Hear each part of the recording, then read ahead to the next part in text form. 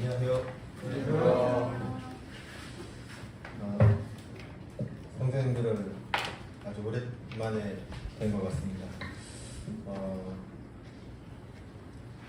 30분을 어떻게 해야 할까 고민을 많이 했는데, 지난번 교재를 할 때는 특송을 잠깐 했었던 것 같아요. 그래서 요즘도 특송을 몇 분 형제님들이 하셨던 거 기억이 나고, 근데 좀 새롭게 뭔가 좀 하고 싶다는 생각이 좀 들었습니다. 그래서 뭐랄까 고민하다가요, 제가 요새 그 잠실 카페에 많이 들어가 보면서 많이 느끼는 건데, 박근정 님이 시를 계속 올리는 걸 보고 계시죠? 네. 보면서 참 정말 꾸준하시다 이런 생각을 많이 했어요. 그래서 시를 또 보는데 예전에는 못 느끼던 그런 느낌들이 막 와닿는 거예요. 시를 한 구절 한 구절 읽어가면서 마음속에 어떤 감동이나 떨림이랑 이런 게 있더라고요. 그래서 저도 시를 써봤습니다.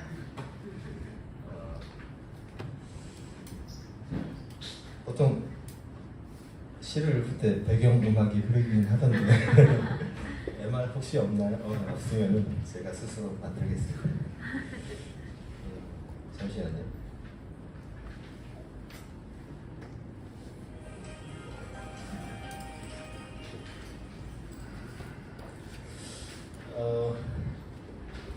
되게 쑥스러운데요. 차라리 특송을 할 걸 좋다는 생각이 좀 들기도 하고.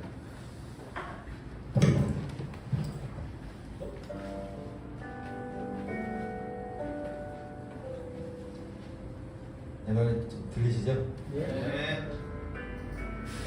제목은 십자가입니다.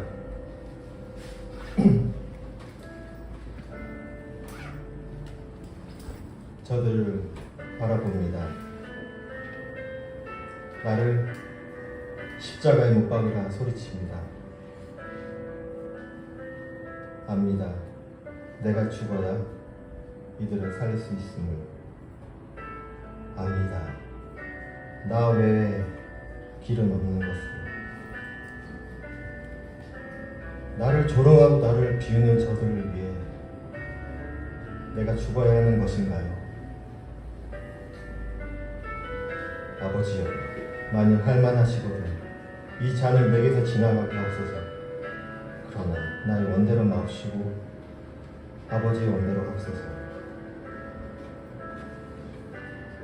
아버지, 힘이 없습니다. 아버지께 갈 시간이 다가옵니다. 나의 피로 이들의 죄를 씻겨야 함을 압니다. 이들을 사랑하기에 다 이루었다. 시 어렵네요.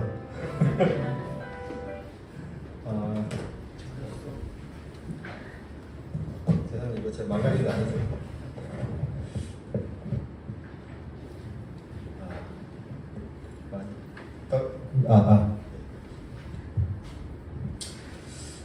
굉장히 몇 번을 연습했는데 잘 안 되네요. 제가 뭐 잘 써서 읽어본 건 아니고요. 시를 한 100편, 200편, 300편 시를 쓰면 한두 개 던지면 다행일 거라 생각하는데, 근데 저는 몇 편 못 써보고 이렇게 좀 성경님께 발표한다는 것 자체가 좀 부끄럽기도 하고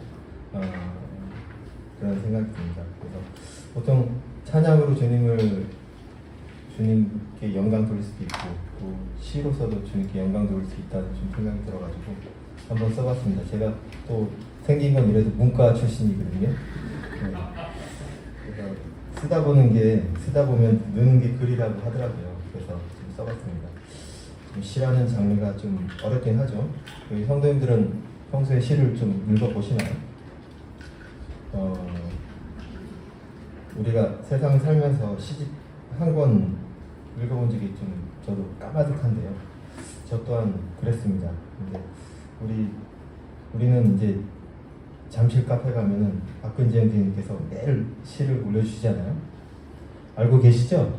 네. 읽고 계세요? 근데 하트가 별로 없던데. 네. 하트 많이 해주시고 정말 제가 써보니 알겠어요. 시 한 편을 쓰려고 얼마나 머리를 쥐어짜야 되는지 부끄럽습니다. 박근재 형제님이 보고 계실지 모르겠지만 박 형님이 앞에서 이런 시를 썼다는 것에 좀 부끄럽기도 하고 그렇습니다. 또 우리 잠실 모임에서는 이런 게 또 어떤 특권이죠. 다른 모임에서는 찾아볼 수가 없을 것 같은데 매일매일 시를 접할 수 있는 잠실 카페가 있다는 거 많이 활용해 주시고 들어와서 하트 눌러주시면 좋을 것 같아요. 잠깐 얘기 마시겠습니다. 제가 처음으로 물을 마셔보는데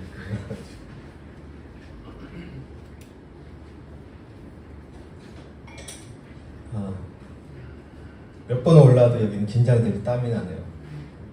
네. 어떤 간증을 해야 할까 고민을 많이 했는데 뭐 아이들 이야기를 해야 되나, 주은이 주역 이야기를 해야 되나, 그럼 뭐 담자매를 탄자매라 그러죠. 이 얘기를 해야 되나, 뭐 여러 가지 좀 생각을 해봤어요. 혹시 뭐 제가 그런 교제를 나누는 데 있어서 마음에 부담이 있으실 분들이 계실지는 모르겠지만 그래도 제가 준비한 부분 간증을 나누도록 하겠습니다. 제가 이번에 준비한 것은 주님께서 우리 박세원이가 뭘 잘하지? 뭘 잘하고 있지? 이렇게 한번 좀 생각을 해봤어요. 항상 교제를 하면서 저는 그랬던 것 같아요. 맨날 제가 뭘 못하고 부족하고 이런 부분을 자꾸 나눴던 것 같은데 이번에 수요 집회를 준비하면서 주님께서 나를 어떻게 잘한 부분을 알고 계실까? 파악하고 계실까? 이런 부분을 좀 제가 주님께서 생각하시는 걸 잠깐이나 이렇게 좀 생각을 바꿔서 이렇게 좀 생각을 해봤습니다. 자, 우선 제 소개를 하겠습니다. 저는 맨 앞자리에 앉아있는 박세원 형제입니다. 왜 앞자리에 앉게 되었는지부터 말씀드리고 싶어요. 우리 누가복음 19장 4절 한번 보실까요? 잘 아시는 말씀일 것 같은데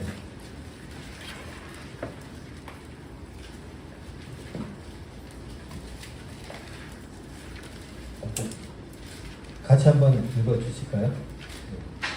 하셨으면 누가복음 19장 4절.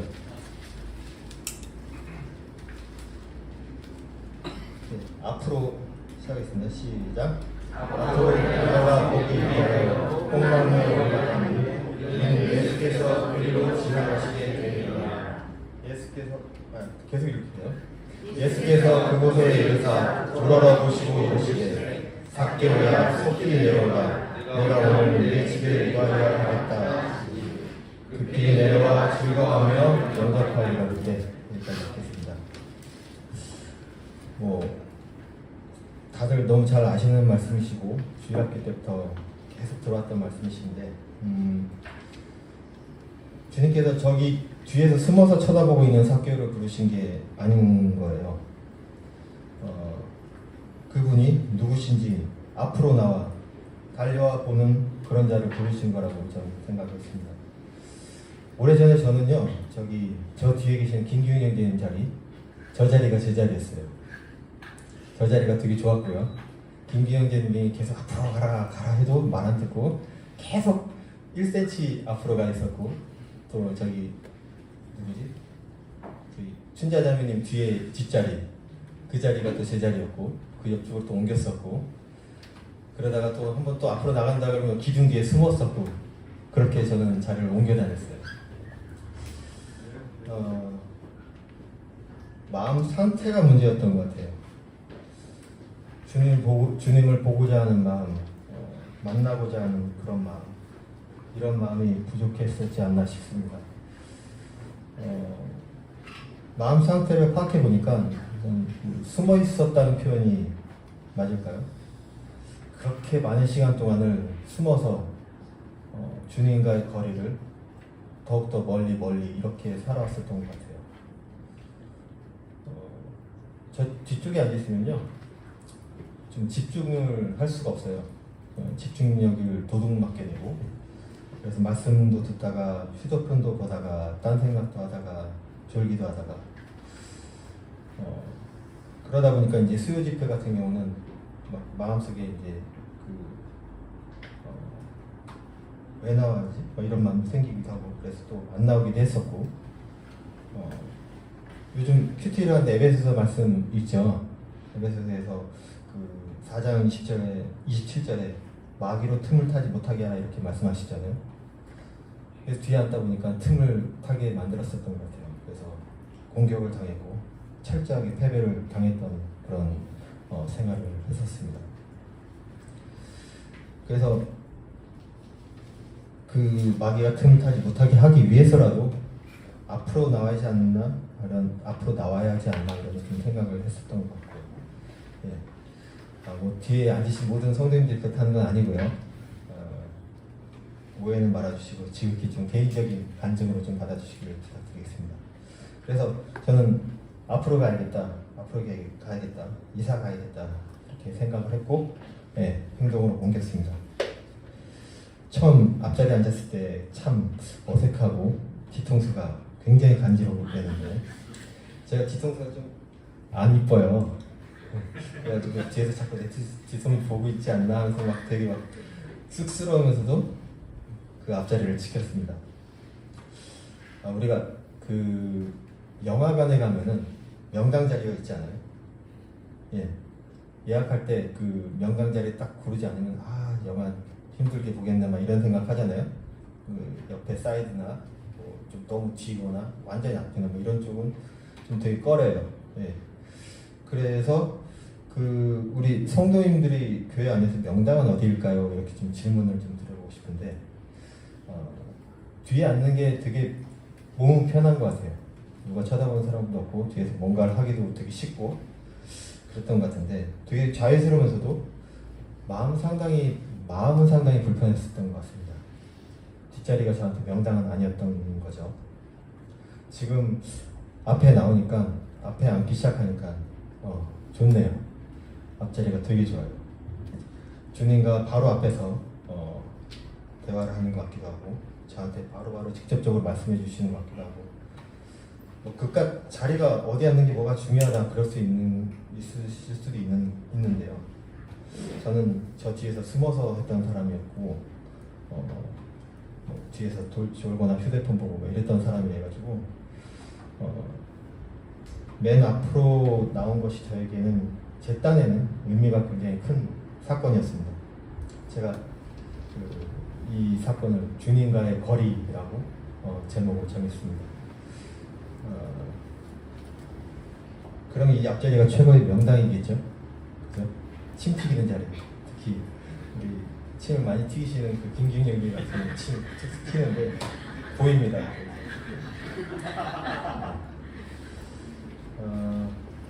우리 예배 드릴 때는 이쪽이 있고 이쪽이 있잖아요.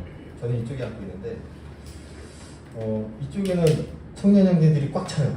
따닥따닥 붙지 않는데, 여기는 저기 우리 지용 형제랑 용수 형제가 인상이 안 좋은지 안 오더라고요.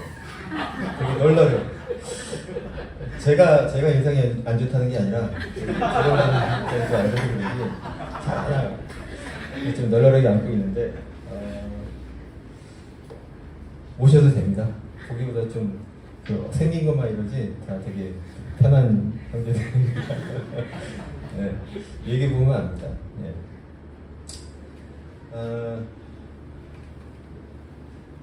주님과의 거리를 좁히는 것이 저한테는 어떤 굉장한 의미를 많이 부여했었고, 여기 앞에 나와서 앉다 보니까 이제 저는 이제 집중을 잘 못하는 사람이었는데, 집중을 하면서 말씀을 계속 받아 적기 시작했고,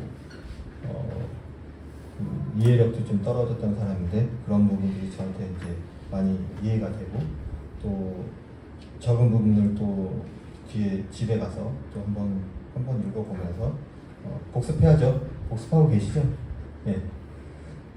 복습하다 보면서 이렇게 계속 몇 번, 그러니까 책을 읽을 때도 보통 한 7번을 읽으라 그래요. 한 번 쭉 읽고, 뭐 2번 읽고, 이제 세 번째는 주친 것도 읽고, 뭐 네 번째 어떻게 읽고 또 쓰고, 쓰고 막 이런 거 막 이렇게 하라 그러는데 우리는 말씀 들을 때 그 한 번 듣고 끝내시나요?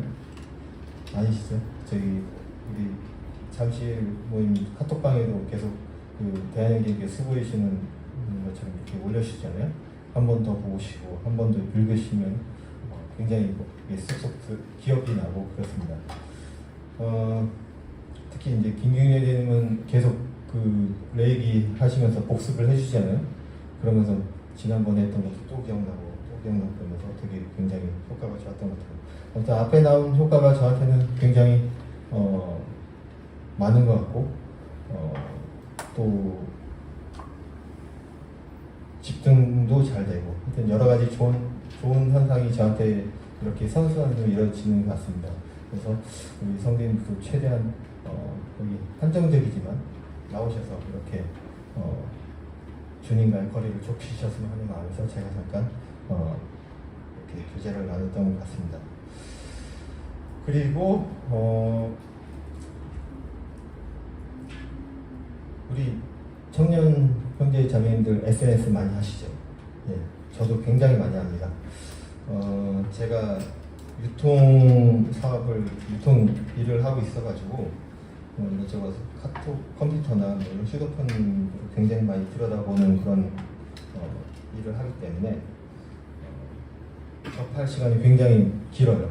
그래서 뭐 카톡은 거의 달고 살고, 그다음에 뭐 제가 뭐 광고하는 일 때문에 인스타그램도 많이 들어가고 페이스북도 많이 보고 또 네이버 카페나 이런데 뭐 마케팅을 해서 좀 많이 들어가고 그런 사람인데 다들 알다시피 휴대폰이란 게 참 한 번 쳐다보면은 쑥 둘러보고 이제 뭐 카톡 봤다가 뭐 인스타 들어갔다가 뭐 카페 들어갔다가 뭐 여기저기 보다가 한 번 들어가면 기본 1시간은 걸리더라고요.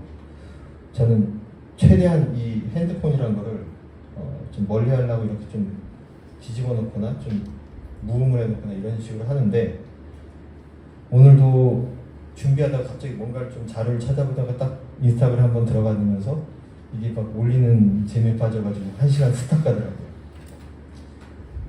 그래서 우리 잠실교회 SNS가 있잖아요. 그 카페요. 아까 말씀을 드렸듯이 우리 성도님들은 카페에 얼마나 들어가실까 이런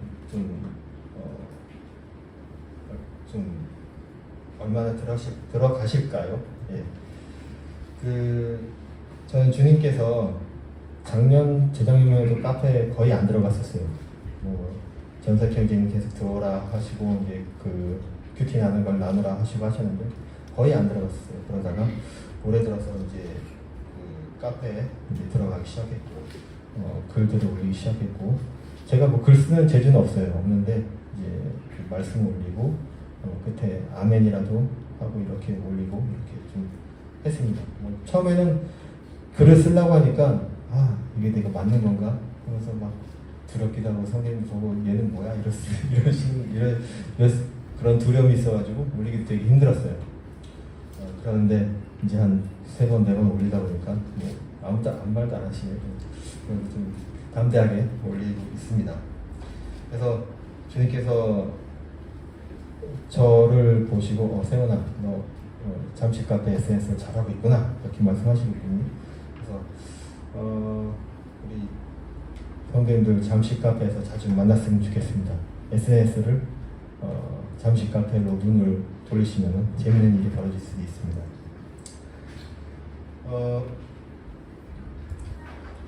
또 저는 되게 요새 뻔뻔해졌어요. 옛날 같으면은 제 어떤 뭔가 하겠다 결심하고서 맨날 뭐라 그러죠? 작심삼일. 예전에 들었던 내용 같기도 한데 작심삼일을 매번 하는 거예요. 계속 작심삼일만 좋아라고 하는 거예요. 그런 뻔뻔함이 있어가지고 지금까지 제가 이렇게 큐티를 계속 할 수 있었던 것 같고, 그러니까 매번 이렇게 뭘 하겠다고 마음을 접고 나서 매번 하겠다고 마음 이렇게 말을 하고 나서 항상 뭐 한 2, 3일 하고서 또 안 하다가 그럼 또 어제 안 했네? 그럼 또 오늘부터 또 하지. 그래서 이렇게 작심삼일을 계속 하는 거죠. 예. 그래서 우리가 어떤 일을 하고자 했을 때 1월 1일부터 12월 30일까지 하루도 빠짐없이 이렇게 하자. 예. 그렇게 결심하고 안 빼먹고 한 사람이 거의 없을 것 같아요. 뭐 있을 수도 있겠지만, 그런데 거의 못 하잖아요. 그래서 저는 지금 그렇게 꾸준하게 하고 있는 거는 이제 큐티 시간이고, 오늘까지 계속 이렇게 좀 이어져 오고 있는데, 다른 것들은 계속 띄엄띄엄 하고 있습니다. 하고 있는데, 그래도 뻔뻔하게 주님께서 이제 세훈아 너 뻔뻔하지만 그래도 계속 잘하고 있다 이렇게 말씀하시고 계시거든요. 그래서 우리 카페에서 이제 그 큐티 올리는 걸 보더라도 어떤 분들은 잠깐 나섰다 굉장히 오랫동안 안 나오시더라고요. 제가 그 마음을 알아요. 못 올렸는데 하면서 계속 이게 한번 이제 그런 실패감이라는 게 있으면은 계속 오랫동안 지속이 되더라고요. 그래서 그런 거 생각하지 마시고 계속 뻔뻔하게 오늘 까먹었으면 내일 오늘 저녁에 까먹었어 그래 내일 하자 그렇게 하시고 뻔뻔하게 또 글을 올려주시면 될 거라고 좀 생각합니다. 그래서 주님께서 저에게 그런 부분을 교훈을 주신 것 같고 저는 그렇게 지금 생활을 이렇게 이끌어 보고 있습니다. 몇 가지 더 드리고 싶은 말씀이 있었는데 올해는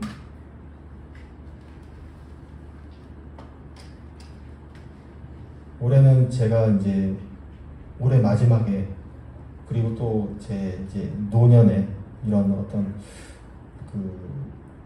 그림을 한번 그려봤어요. 한번 상상을 한번 해보세요. 목표 지점이 있는데 사막에서 딱 달리기를 하는 거예요. 달리기를 하는데 막 달리면 사람들이 막 먼지를 막 일으키잖아요. 근데 막 뛰어가서 이제 마지막에 그 먼지를 뚫고서 슬라이딩을 쫙 하면서 결승점에 딱 들어오는 거예요. 들어오면서 쫙 슬라이딩해서 들어오죠. 그래서 결승전 테이프로 딱 끊는 거예요. 그리고 나서 빡세게 정말 잘 뛰었다. 제가 무슨 말씀 드리는 거냐면요.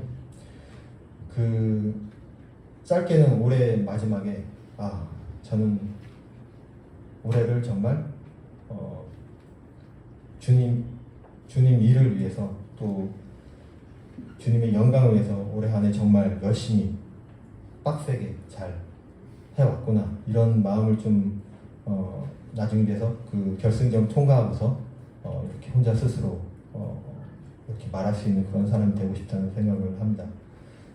그거는 노년에도 마찬가지고 정말 주님 내 일평생 정말 주님 위해서 남들은 어떻게 생각할지 모르지만 어떻게 생각할지 모르겠지만 일평생 주님 위해서 이렇게 일을 했습니다 하고서 딱 어떤 땀을 딱 닦으면서 저는 그렇게 살았습니다 이렇게 자신 있게 말할 수 있는 그런 사람이 되었으면 하는 그런 바람이 있습니다. 우선 짧게는 올해 말에 한번 결승전 통과하면서 어땠을까 한번 제 스스로 돌아보는 그런 시간이 있었으면 합니다. 준비한 건 여기까지고요. 부담이 되시는 분 있으실지 모르겠지만 좀 이해해 주시고 감사합니다. 안녕하세요. 저 뒤에서 부담이 돼가지고 이해를 못할 것 같아요. 제가 침을 많이 안 튀기는데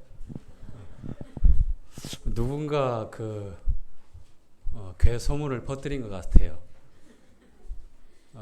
그도 그럴 것이 저하고 늘 독대하면서 늘 가까이 교제하는 우리 전석희 형제님 얼굴을 저렇게 만들었다고 저한테 원성이 자자합니다. 지금 제 침은 항산화 아밀라제, 천연 항산화 아밀라제입니다. 평생 중병 치레를 안 하고 싶은 분들은 저하고 가까이 식사를 하면 중병을 치레를 안 할 것 같아요.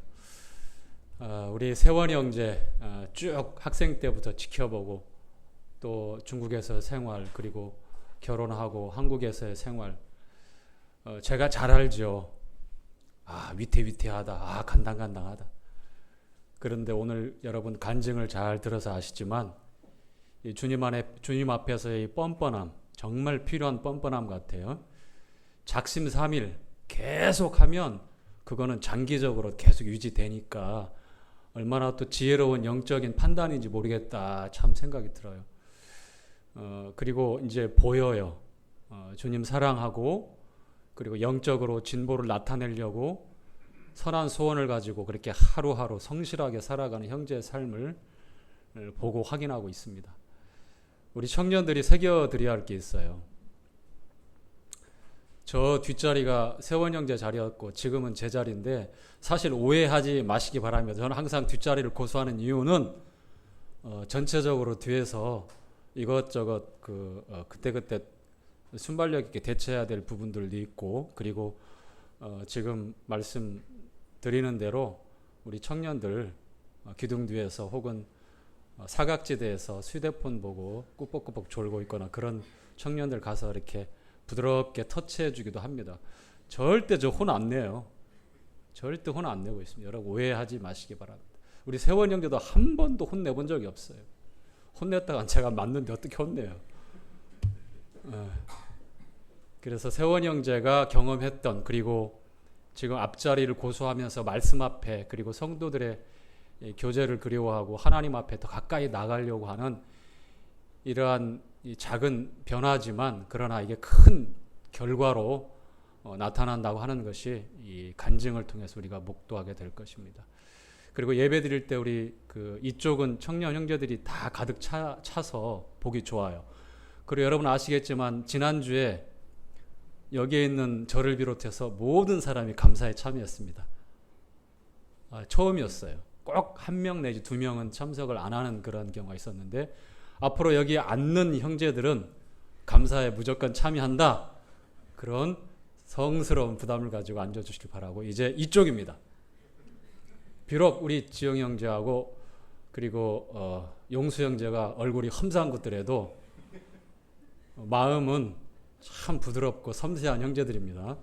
그러니까 겉모습 보시고 지레 겁먹고 우리 청년들 주춤되지 마시고 이 자리도 가득 채워서 만찬상을 중심으로 해서 우리가 모이는 것이 예배 드릴 때 정말 좋거든요. 우리 자매님들도 얼마나 앞에 이렇게 가까이 오고 싶겠어요.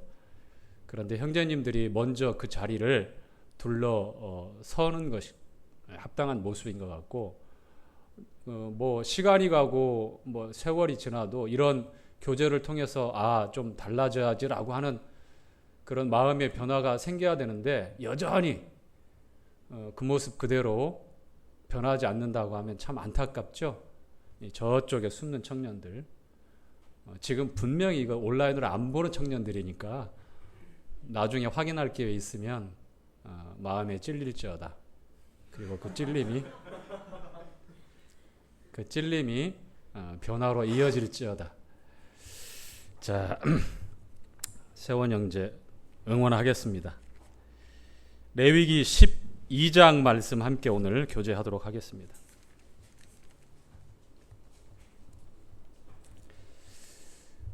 오늘 레위기 12장은 여인의 출산과 그리고 정결 예식에 관한 말씀입니다. 이 말씀 읽기 전에 12장 전체 1절부터 8절까지 굉장히 짧은데 그런데 남자 아이든 여자 아이든 출산하는 그 여인을 가리켜서 부정하다. 남자 아이 같은 경우에는 40일, 7일, 33일, 여자 아이 같은 경우에는 14일, 66일 이렇게 부정하다라고 성경이 말씀하고 있습니다.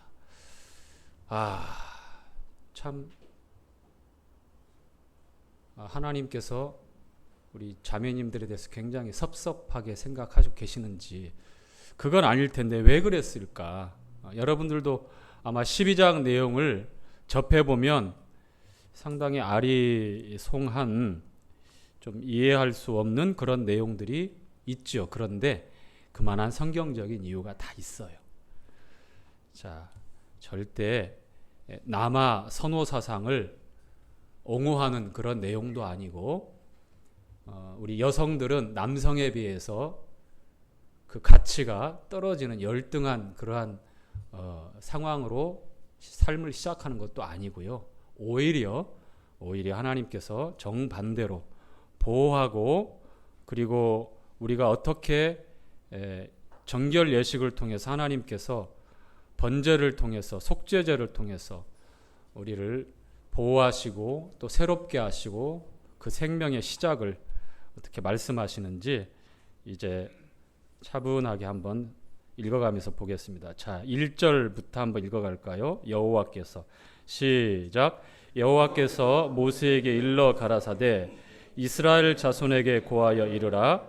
여인이 잉태하여 남자를 낳으면 그는 7일 동안 부정하리니 곧 경도할 때와 같이 부정할 것이며. 자, 거기까지요. 자, 여인이 잉태하여 임신해서 남자 아이를 낳으면 7일 동안 부정해진다.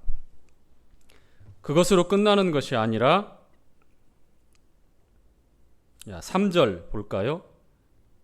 3절 읽기 전에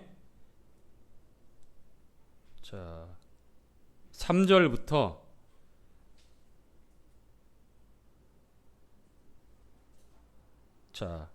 3, 4, 5절 함께 다 읽고 계속해서 교제 말씀하겠습니다. 제8일에는 시작.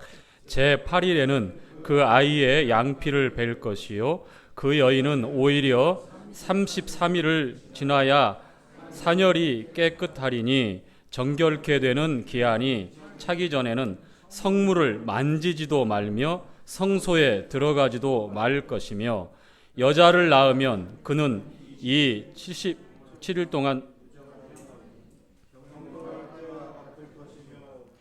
사녀리 깨끗하게 되면 66일을 지나야 되리라. 자,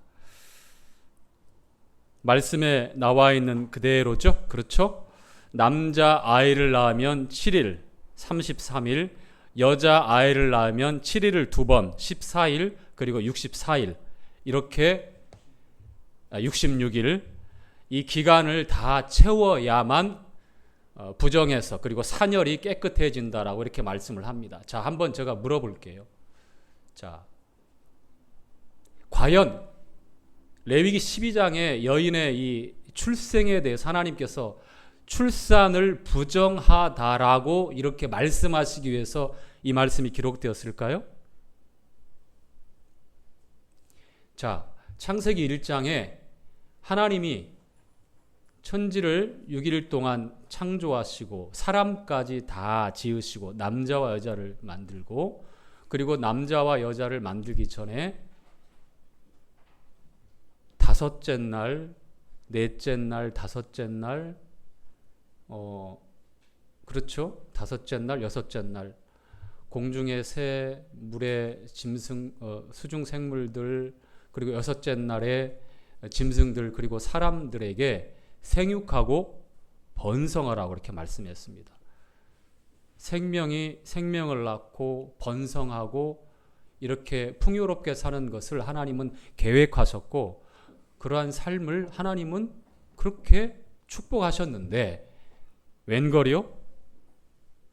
생육하고 번성할 때에 반드시 이 출산이라고 하는 것, 사람에게 필요한 그런 과정인데 아이를 낳는 것을 왜 이렇게 부정하다라고 성경이 말씀하고 있겠습니까? 그 말씀이 바로 경도할 때처럼, 그러니까 여인들 한 달에 월경하는 것처럼 그런 것처럼 부정하다라고 말씀을 하는데, 죄가 들어오고 나서 피 흘림의 일들이 일어납니다. 최초로 하나님께서 어떤 흠없는 짐승을 잡아서 그 가죽 옷을 지어 입히실 때에 하나님이 손수 처음에 피를 흘리셨던 분이에요. 죄 때문에, 죄가 들어와서. 피 흘려지지 않으면 죄사함도 없고 자유함도 없습니다. 하나님의 약속은 항상 피 흘림을, 그 피가 근거해서 시작되는데, 예수 그리스도까지 이어지는 4,000년의 시간 동안 그 피 흘림이라고 하는 것은 그렇게 시작되었고 끝나지 않고 비로소 골고다 언덕에서 우리 주님의 그 피 흘림을 통해서 이제 끝나게 된 거였어요. 자, 여인이 피를 흘린다고 하는 것, 물론 출산의 과정을 통해서 피가 흘려지게 되지만 피가 흘려진다고 하는 것은 부정하다라고 하는 그러한 주님의 말씀을 증거하고 있기 때문이에요. 혈루병을 알았던 12년 동안 혈루병을 앓았던 여인의 그 이야기가 복음서에 잘 기록되어 있죠. 어떤 의원에게 찾아가서도 고치지 못하고 그건 만성적인 이제 빈혈 그리고 그 참 냄새가 나고 그 산부인과 질환인데 사람들하고 같이 있을 수가 없어. 부정하기 때문에 자기가 만지는 모든 것들은 다 부정하게 되었죠. 가족이 되었던 친척이 되었던 친구가 되었던 어떤 무슨 기구가 되었던 도구가 되었던 만지면 다 부정하게 돼요. 몸에서 피가 흘려진다고 하는 것 그 자체가 바로 성경에서는 부정하다라고 그렇게 말씀하고 있어요. 무엇 때문에요? 죄 때문에 이렇게 된 거예요. 죄 때문에.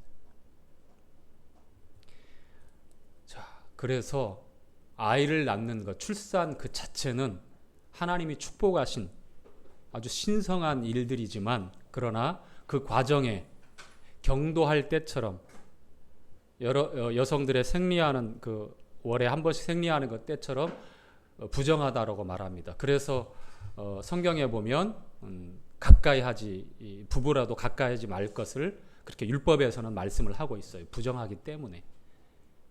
자, 그리고 한 가지 더 성경에서는 시편 127편에 보면은 자식은 하나님께서 주신 기업이라고 말씀했죠. 출산이라고 하는 것은 축복받은 일이에요. 그뿐만 아니라 많은 자식을 출산한다고 하는 것은 축복에 축복을 더하는 거였어요. 근데 이 시대하고 역행이잖아요. 그렇죠? 우리나라는 지금 소멸 국가에 들어가 있어요. 결혼해서 0.7명. 결혼해서 한 명도 낳지 않고 새 커플이 결혼하면 아니네요. 새 커플이 결혼해서 겨우 2명 낳는, 한 커플당 한 자녀도 낳지 않는, 그래서 딩크족이라고 생겼죠. 딩크족. 결혼은 하지만 결혼 전에 약속을 해 서로 우리는 아이를 낳지 않겠다. 대신에 엄마 아빠로 불려지는데 그 대상이 누구냐? 강아지고 고양이가 되는 거예요. 심심치 않게 여러분 길거리에서 유모차에 얼마나 예쁜 아기가 있을까 보니까 뭐예요? 털복숭이. 그런 때가 되었습니다. 지금 아이를 낳지 않죠. 하나님 말씀에는 이 아이들, 다산을 한 아이들, 다산했을 때에 화살로 비교하고 그 전통에 이 화살이 가득하다라고 해서 어느 자리에서 어떤 환경에서도 부끄러움을 당하지 않는 그런 말씀으로 시편 127편에서 이렇게 증거하고 있어요. 그래서 이 출산이라고 하는 것은 축복받은 일이고 하나님께서 생명의 약속을 그대로 보여주는 그런 성스러운 일이기 때문에 그것만 가지고는 부정하다라고 이렇게 성경은 말씀하지 않습니다. 다만 출혈이 이루어지고 계속해서 몸 밖으로 나오는 유출물 때문에 부정하다라고 말해요. 남자가 됐든 여자가 되었든 유출병에 걸려 있으면 남자에게도 그런 일이 있어요. 그런 유출이 되었을 때는 항상 부정합니다. 저녁까지 옷을 빨아야 되고 진 밖으로 나가기도 하고 들어오면 안 되기도 하고 여러 이런 율법적인 이해가 있습니다. 그래서 출산할 때 일어나는 그 현상. 그래서 저는 창세기 1장에 보면 1장 16절에 그런 내용이 있어요. 1장 한번 볼까요? 3장이네요. 1장이 아니고.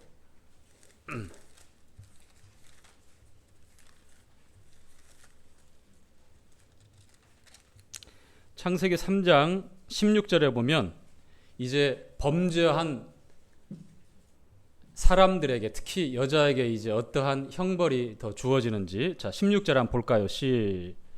시작. 또 여자에게 이르시되 내가 내게 잉티하는 고통을 크게 더하리니 내가 수고하고 자식을 낳을 것이며. 자, 잉태하는 고통을 어떻게 한다고 그랬어요? 크게 더한다고 그랬어요.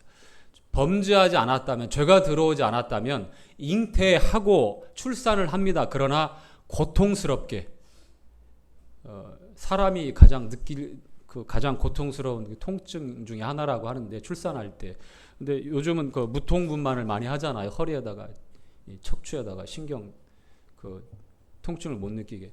저는 그거 뭐 우리 저기 당사자가 아니니까 저는 그렇게 뭐 자신 있게 얘기를 못하면, 자신 있다 이런 표현 아니고 개인적으로 반대하는 사람입니다.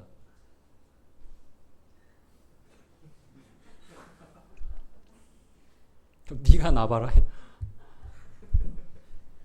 저요 그 정도 통증 저도 경험해 봤어요. 아, 무슨 소리냐, 제가 잉태했냐고요? 아니요.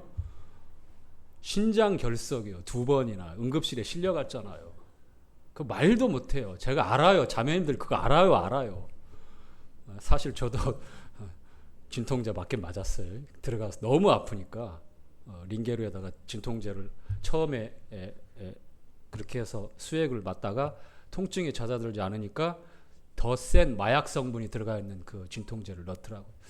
물론 통증 앞에 가면 저도 그렇게 꼬리를 내릴지 모르겠지만 뭐 지금 그런 상황이 아니니까 제가 말씀을 드리는 거고요. 어쨌거나 하나님께서 잉태하는 고통 그리고 출산의 그 고통을 크게 더했던 이유가 바로 죄 때문에 그렇게 된 거예요. 그렇죠? 그래서 여인들에게는 이게 숙명이고 피할 수 없는 겁니다. 사실 그 아이를, 해산의 고통을 통해서 아이를 얻게 되면 그 해산의 고통이 얼만큼 컸는지 기억을 또 못한다고 합니다. 그 아이를 품에 안을 때. 정말 그런가요? 양자매님 정말 그런가요? 아, 예. 예, 제가 이 답변을 얻으려고 물어봤습니다. 실제로 생명을 내 10달 동안 품었던 아들, 내 딸 아이를 품에 안았을 때에 몇 시간 동안, 어떤 사람들은 열몇 시간 동안이라고 그래요. 저도 예찬이 첫째에 갔을 때에 진짜 힘들어 하더라고요. 전 다행히 머리는 안 잡혔어요.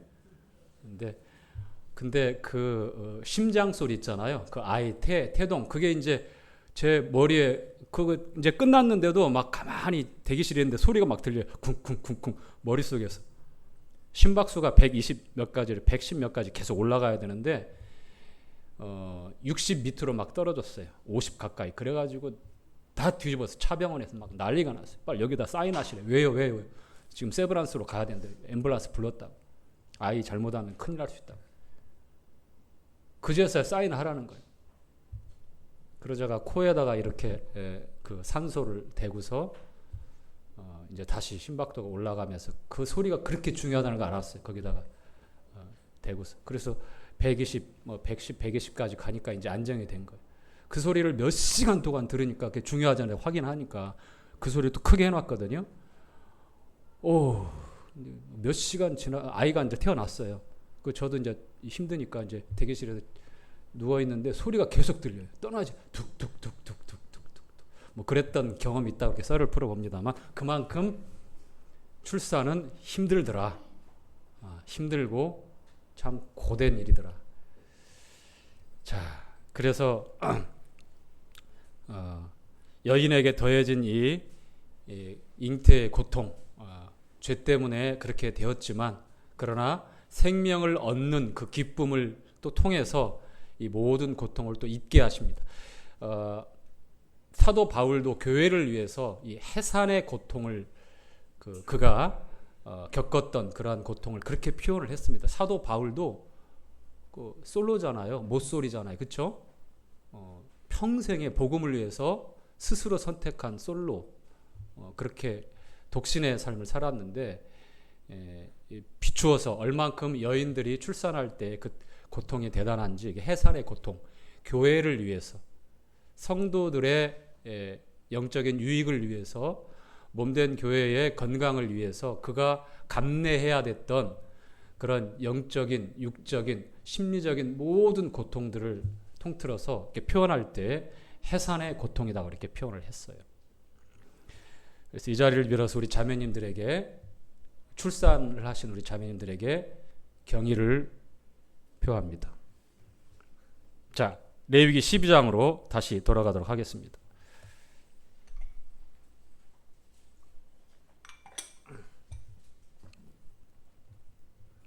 자, 3절에 보면 남자아이는 이제 출생하고서 며칠째 무엇을 하라고 그러죠?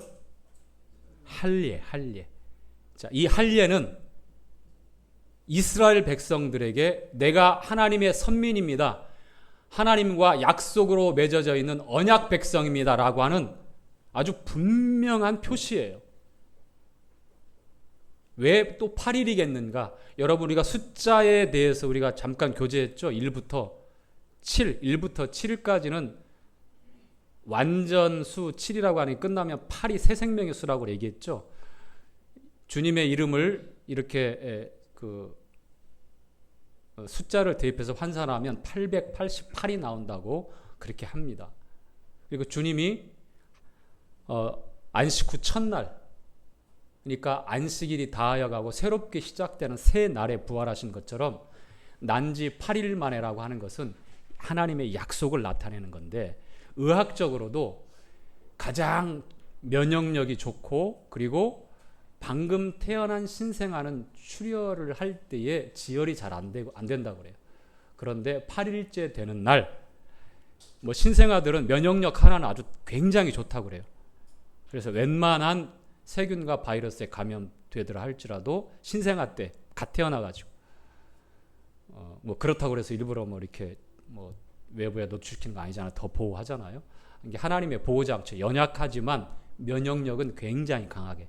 그런데 지혈이 안 되는 그런 단점이 있었는데 8일째 되는 날 의학적으로 면역력도 지혈도 가장 적절하고 가장 건강할 수 있는, 그리고 다른 그 세균 침입했을 때 잘 아물고 회복할 수 있는 그 시간이 바로 8일째라고 얘기합니다. 창세기 17장에 보면 아브라함에게 나타나신 하나님이, 그때 아브라함 99세예요.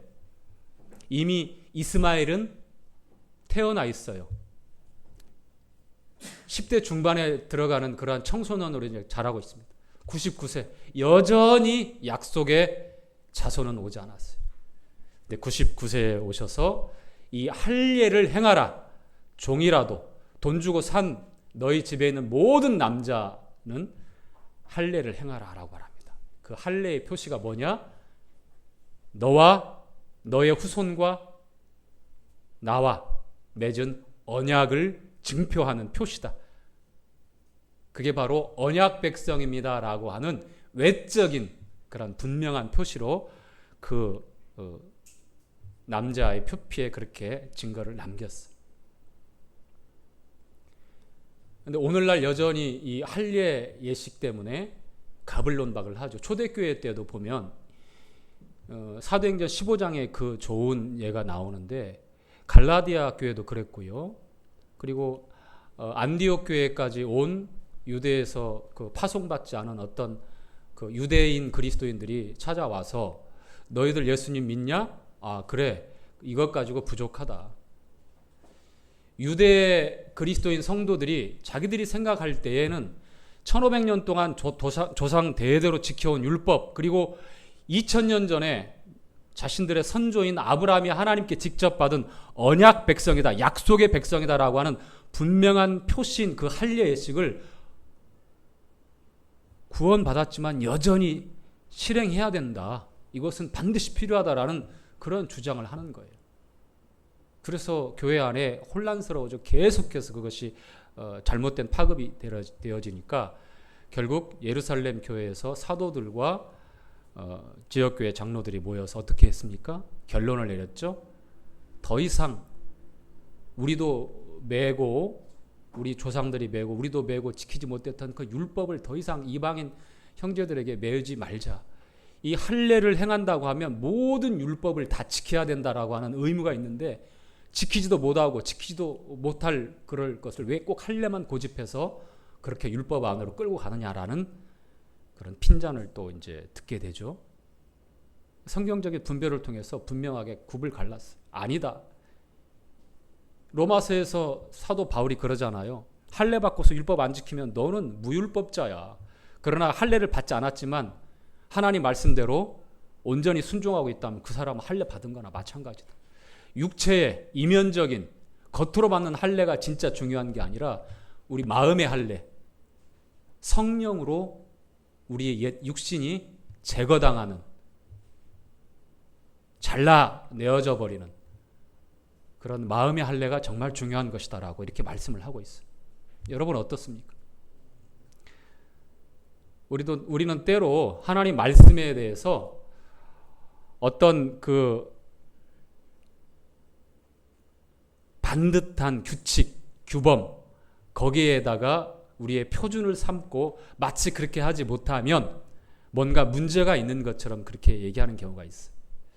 그러나 저는 균형 잡힌 게 중요하다고 말합니다. 물론 그것을 중요하게 예외사항으로 두어서는 안 됩니다. 정말 중요한 겁니다. 성경적인 반듯한 가르침이 있어요.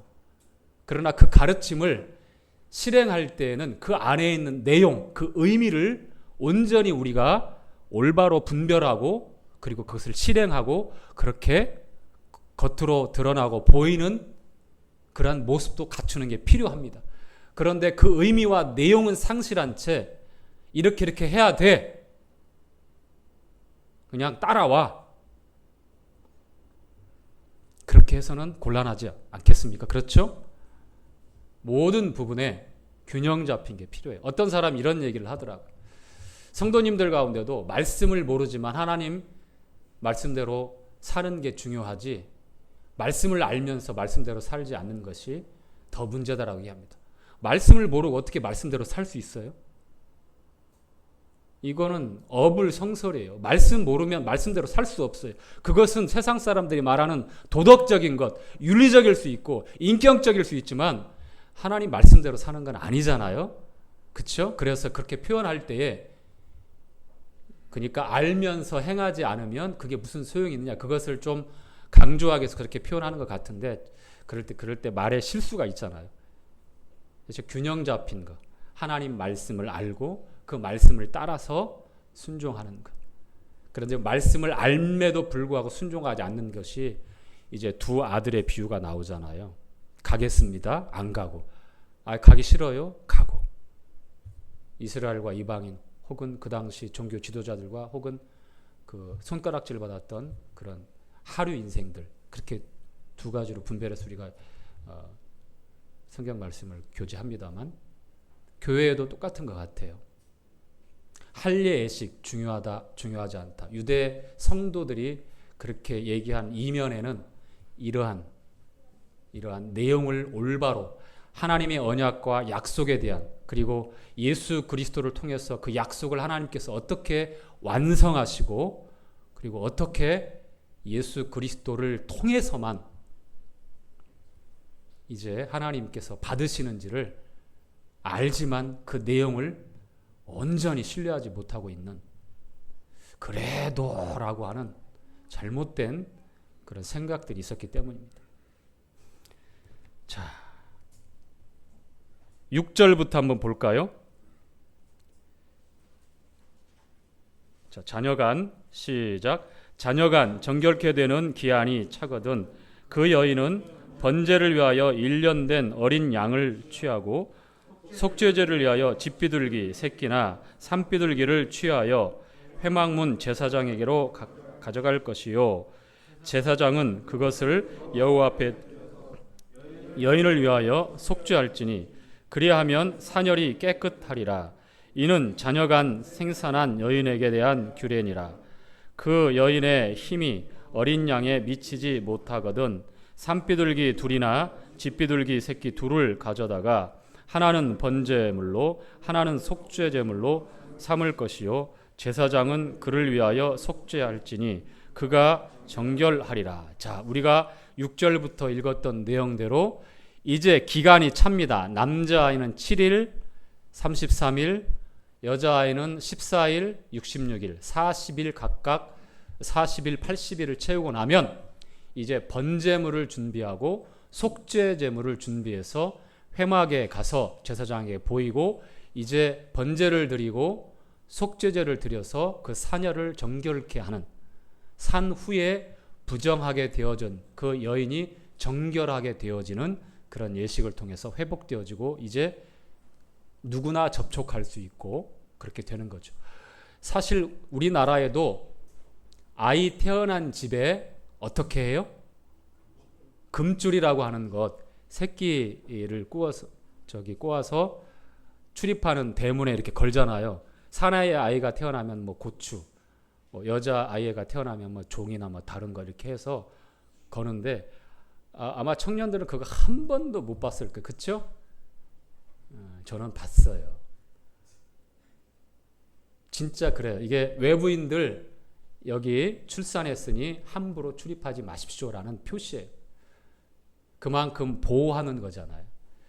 부정하게 되었다라고 해서 그 자체로 끝나는 것이 아니라 이 산모와 아이를 보호하는 것, 접촉하지 못하도록 그렇게 보호하고 있는 하나님의 섭리도 있어요.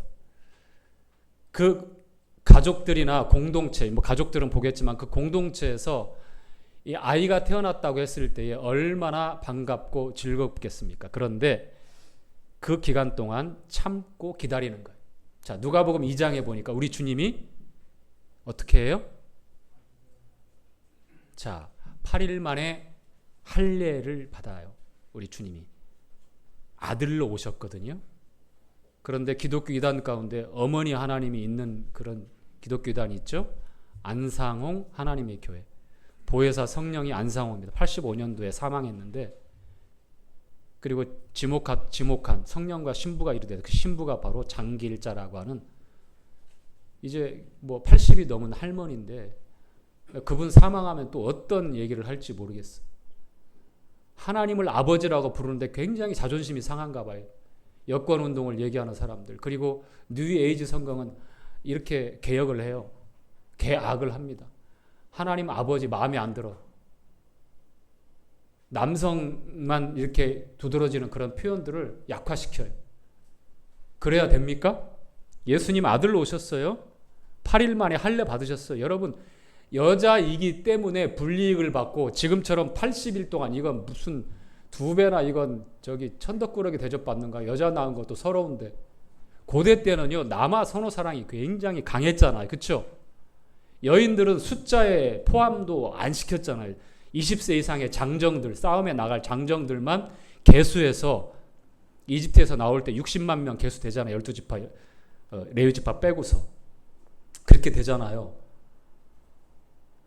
뭐 상대적으로 여성들, 그 다음에 노약자들, 할아버지, 할머니, 남자, 여자, 그 다음에 20세, 19세부터 아이들까지 포함하면 이스라엘 백성들이 얼마나 많이 있었겠냐 이렇게 추정을 하는 거예요. 최소 200수십만이다라고 이렇게 보는 거죠. 고대 때는 여성들을 이 계수하는데 포함시키지도 않았습니다. 오히려 성경은 주님께서 남자나 여자나 다 하나라고 말씀을 하시잖아요. 이 시대에 성경으로 돌아오면 디모데전서 2장에 보니까 모임에서, 교회에서 여자는 1절 조용히 잠잠함으로 배우라고 말씀을 해요. 교회에서 말하는 것은 부끄럽다라고 이렇게 성경이 말씀을 하고 있잖아요. 이런 성경의 말씀을 가지고 굉장히 불쾌하고 인정을 안 하려고 하는 그런 신자유 여성들이 많죠. 뉴에이지 성경이 그렇게 하나님 아버지 마음에 안 드니까 용어를 바꿔버려요. 하나님 아버지 어머니. 지금 어머니 하나님이 있는 것처럼 말도 안 되는 이 일들이 일어나고 있습니다.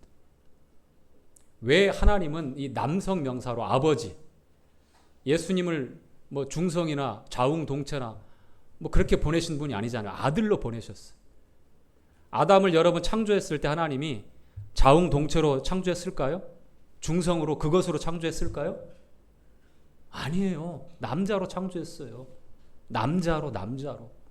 그리고 남자 몸에서 갈비를 취해서 살로 채우고 여자를 만들었어요.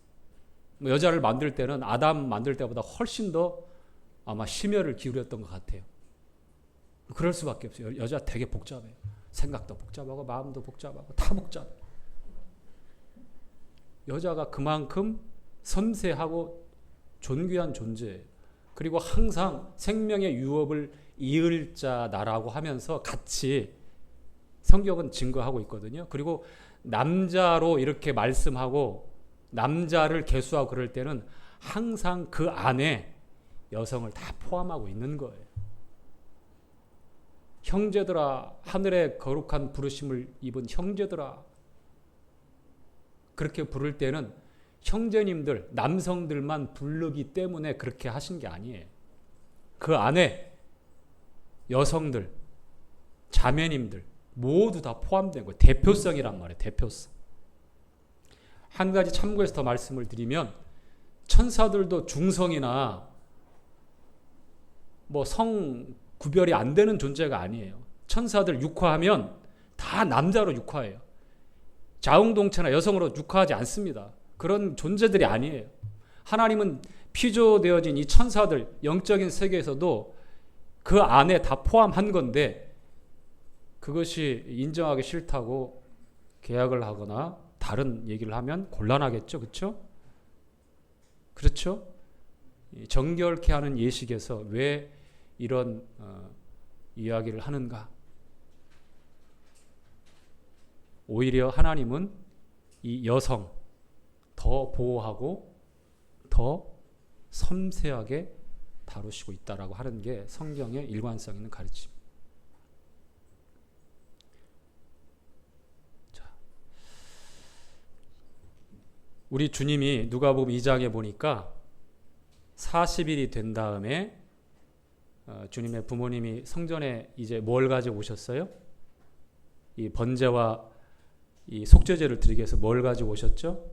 비둘기 2마리를 가지고 오셨어요. 비둘기, 분명히 번제는 양으로 그리고 속죄제는 비둘기로 하라고 그랬는데 단 가정 형편이 여의치 않으면 비둘기 2마리를 가지고 와서 하나는 번제로 하나는 속죄제로.